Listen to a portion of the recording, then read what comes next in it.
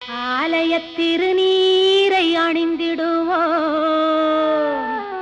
அந்த ஆயிரங்கரத்தாளை பணிந்திடுவோம். ஆலய திருநீரை அணிந்திடுவோம், அந்த ஆயிரங்கரத்தாளை பணிந்திடுவோம்.